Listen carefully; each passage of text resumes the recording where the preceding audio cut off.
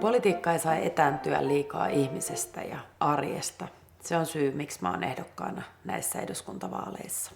No Mirkahan on erittäin taitava.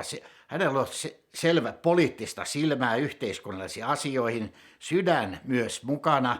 Ja mä oon nähnyt hänen tekevän arkista työtä ihmisten parissa. Ja keskeisenä on tietysti muun muassa yksin elävät, sellaiset, joiden asiat ovat menneet huonosti, ja köyhät. Siis hän on lähtenyt sieltä pohjalta ja antaa elämän iloa ympärilleen joka päivä. Mun arvoissa ihminen tulee aina ensin.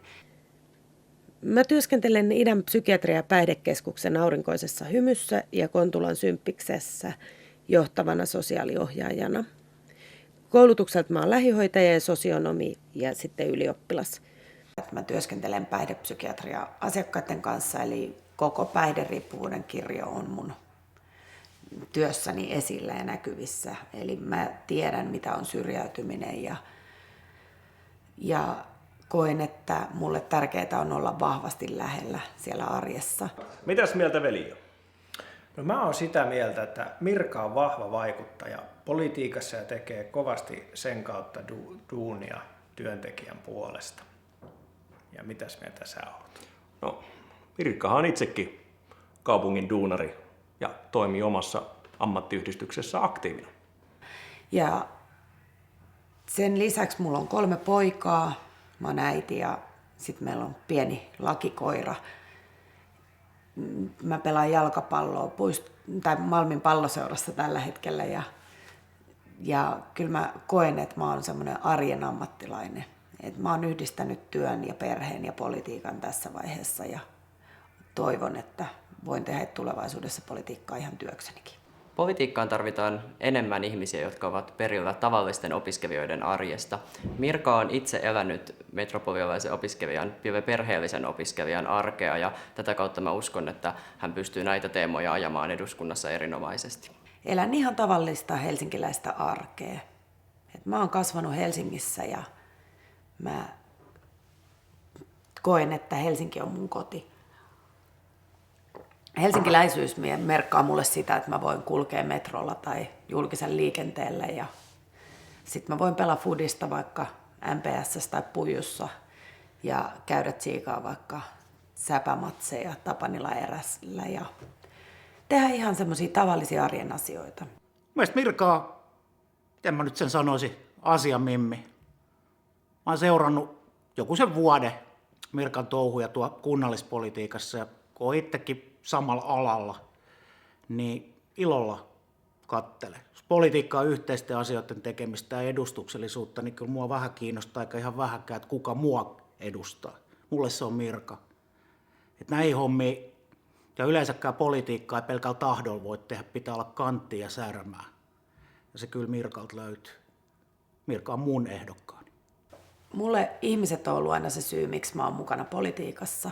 Että aikanaan mä lähdin politiikkaan sen takia, että mä työskentelin kotihoidossa tai silloin kotipalvelussa ja silloin mietittiin, että miten ikäihmisten asiat saataisiin paremmalle tolalle. Mutta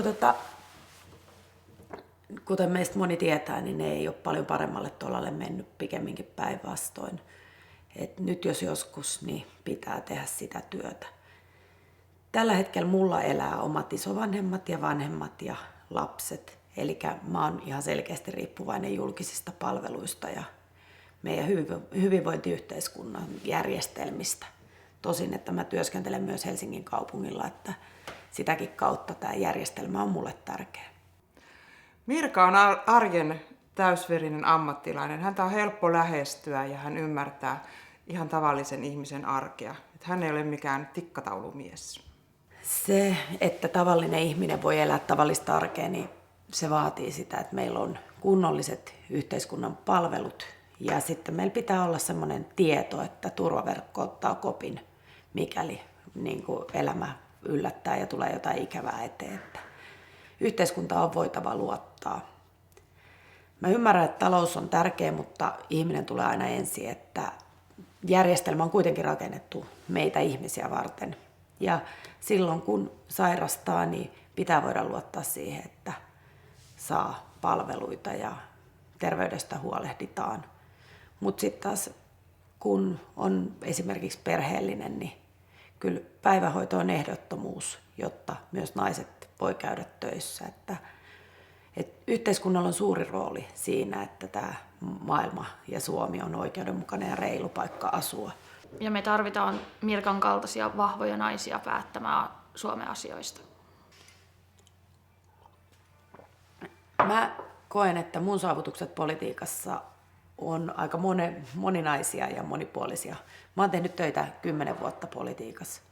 Eli mä oon ollut teknisen palvelulautakunnan puheenjohtaja ja silloin mä koen, että Stara eli rakentamispalvelu tällä hetkellä on jollain lailla mun pieni lapsi, jossa mä oon ollut mukana aika alusta asti ihan nimestä ja graafisesta ilmeestä lähtien pohtimassa silloisen toimitusjohtajan kanssa, että mihin suuntaan ja millainen organisaatio ja miten tämmöiset arjen kannalta tärkeät katujen kunnossapitotyöt ja muut, niin kaupungin oma organisaatio voi tuottaa tehokkaasti ja laadukkaasti samaaikaisesti. Ja kyllä mä näin, että me hyvin siinä onnistuttiin. Hän uskaltaa kohdata erilaisia ihmisiä arjessa ja auttaa heitä työssään sekä politiikassa. Mirka uskaltaa puhua vaikeastakin asiasta.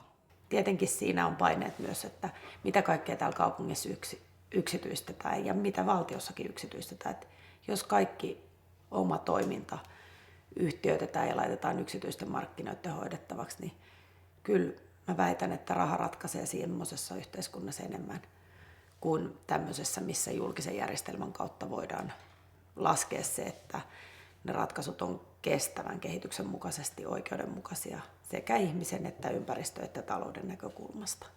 Hänestä tulee hyvää kansanedustaja, jos valitaan.